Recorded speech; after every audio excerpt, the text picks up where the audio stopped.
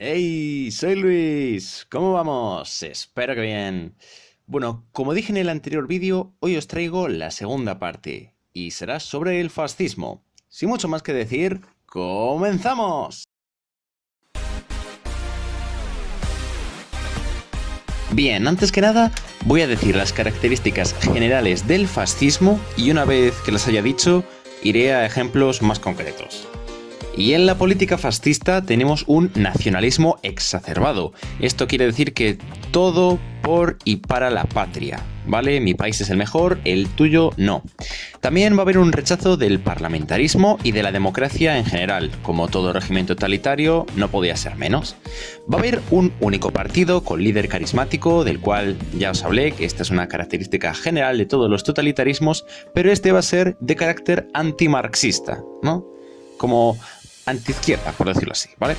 Y va a haber una supremacía del Estado. Esto quiere decir que el Estado obliga, entre comillas, a sus ciudadanos a que va a ser más importante trabajar para el Estado que para una misma persona. Esto se le conoce como supremacía del Estado.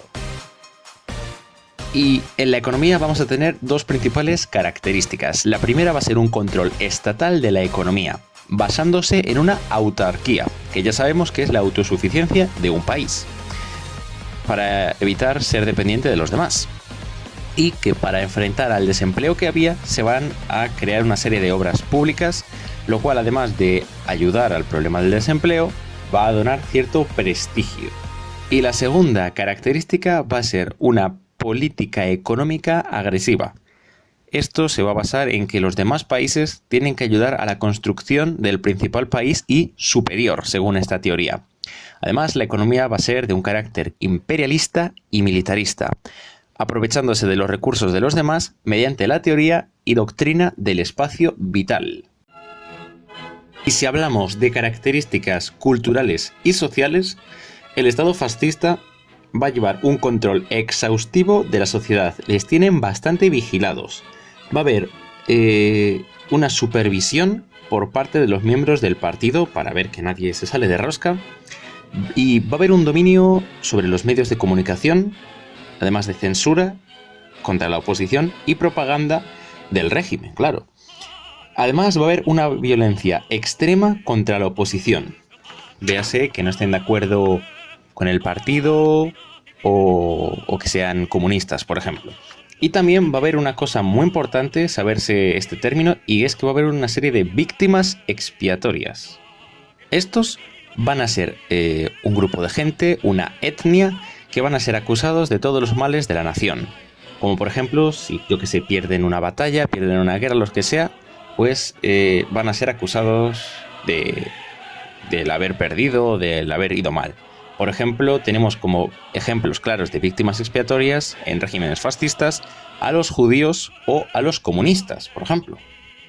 Y ahora vamos a ver un ejemplo en concreto de fascismo, el nazismo. Pero antes me gustaría hacer una aclaración, y es que mucha gente cree erróneamente que el primer fascismo fue el nazi. Y no es así, amigo. Fue el ejercido en Italia en 1922 por Benito Mussolini, también conocido como el Duce, es así como se le conocía. Fue de aquí de donde Adolf Hitler se inspiró para hacer su régimen fascista, incluso, si me permitís la palabra, más extremo que el del Duce. Y en cierta parte, el alumno superó al maestro.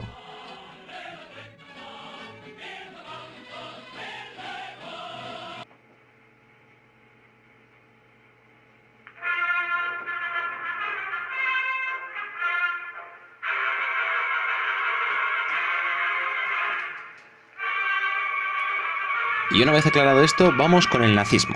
Bien, la política nazi va de lo siguiente, y es que después de que Hitler ganara las elecciones en 1933, instauró su propia dictadura fascista inspirada en la de Mussolini, y estas fueron sus características. En primer lugar, la tan nombrada autarquía en estos vídeos, y es que para el nazismo toda nación ajena era enemiga, y es por eso que usaron esta autosuficiencia que otorgaba la autarquía para no interactuar con los demás países y, por lo tanto, no depender de ellos. También tienen la expansión territorial, y es que según la doctrina nazi, Alemania era un país elegido y este debía tener su espacio vital, también muy nombrado en estos vídeos. Ya sabéis que esa teoría es la que justificaba la invasión de otros países por parte del que la ejerce. Y por último tenemos el racismo y el antisemitismo, y es que Hitler, un par de años antes, había intentado dar un golpe de estado, pero no le había salido bien, y es por eso que en 1925, mientras que estaba preso en la cárcel, Hitler escribió un libro llamado Mi lucha, también conocido como Mein Kampf en alemán, en el que acusaba principalmente a los judíos de haber sido los causantes de haber perdido la guerra mundial. Y es que cuando llegó al poder, Hitler instauró este odio hacia los judíos mediante un sistema de segregación racial, en el que claramente dividía a los judíos del resto de la sociedad. Y las características de este sistema de segregación racial son las siguientes. Primero, una persecución legal. Y es que el 15 de septiembre de 1936 se aprobaron las leyes de Nuremberg. En estas leyes decían lo siguiente, y es que se les prohibió el matrimonio a los judíos con los alemanes, estos mixtos, ¿no? También se les despojó de sus propiedades, como es su casa. Y por último, se les apartó de todas las profesiones y del mundo laboral en general. Luego se llevó a cabo una persecución física. Y es que, amigos, esto iba en aumento.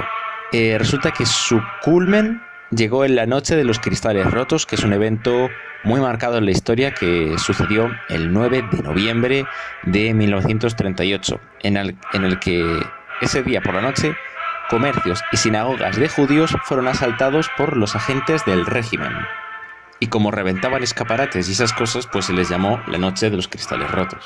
También he de mencionar la doctrina de la raza aria. Esta consistía en que el típico alemán, esbelto, rubio, con ojos azules, era la clase dominante y clase superior, y que todos aquellos que no fueran así eran por naturaleza inferiores. Por último tenemos el exterminio. Y es que los judíos eran trasladados a campos de trabajo o campos de concentración, más o menos como los gulags.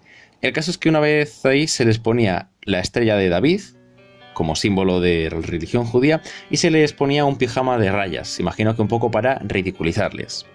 El caso es que esto empezó unos años antes, pero es que en el 1942 se encrudeció muchísimo la represión, llegándose a cometer ejecuciones múltiples, véase fusilándolos a todos, o en cámaras de gas tóxico. Y por si os interesa más este tema para ver estos terribles sucesos, hay dos películas muy interesantes que son El niño del pijama de rayas y La vida es bella, que enseña más o menos cómo era la vida de los judíos por aquella época, bastante interesantes. Y para acabar este vídeo me gustaría hacer una reflexión. Bien, ya hemos estudiado y aprendido qué son y en qué consisten los totalitarismos.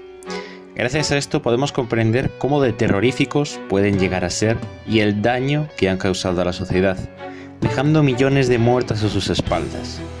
Y todo prácticamente por imponer las ideas a los demás y por querer ir por encima.